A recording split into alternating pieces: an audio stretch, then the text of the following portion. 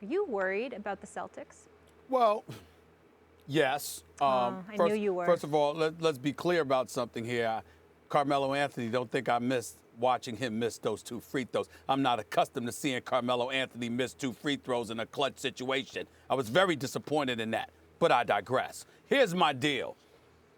Boston, to me, is a team that I thought would be in the Eastern Conference Finals, would lose to the Cleveland Cavaliers. Gordon Hayward goes down. We're assuming their season's over, and then they go on this surreal run. Brad Stevens is just proven to be the best young coach in basketball, 48-23 on the year, 25 games above 500, a top 2 seed in the Eastern Conference. They deserve to be commended and respected.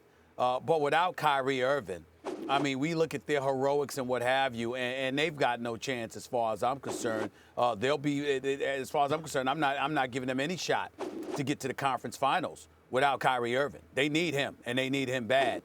He averages 24 a game for them. He's electrifying. We all know that. I appreciate the fact that without him, they've played so valiantly. I love their moxie. They've got 8 different guys averaging at least 10 points a game.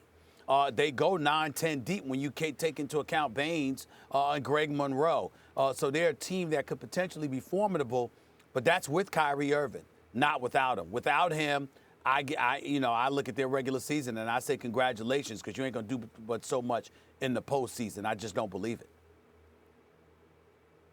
With him or without him, they're not winning a championship this year because they wouldn't beat the Warriors or the Rockets, who are obviously one of those 2 teams is coming out of the West. So they wouldn't win a championship this year anyway. Without Kyrie Irving, they're likely to miss the conference finals as well. However, if we assume that there is no structural damage and that what he really needs right now is rest, they're good enough where they may be able to advance in the playoffs even without Kyrie. Consider this, Stephen A. In other words, let's say the first round, so he doesn't have to be there for the whole first round. Consider this.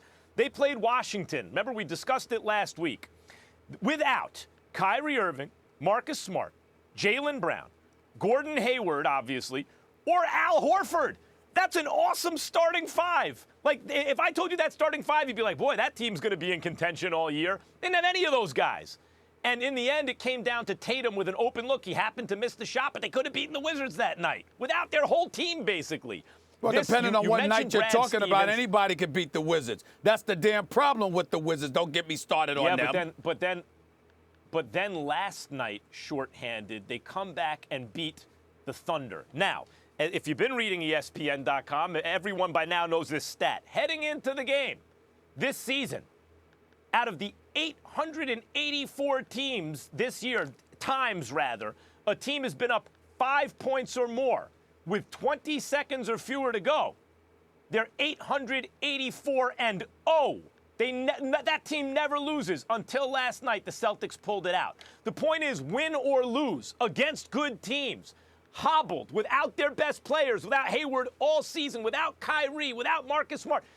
This team is in it at the end. That reflects absolutely the toughness not only of Kyrie Irving, who's the leader of the team, but obviously of Brad Stevens, who's a brilliant and excellent young coach, and I think ultimately of Danny Ainge. And I've told you that this Eastern Conference is going to come down for the foreseeable future to Toronto and Boston, because Masai Ujiri and Danny Ainge that's the brain power in the Eastern Conference.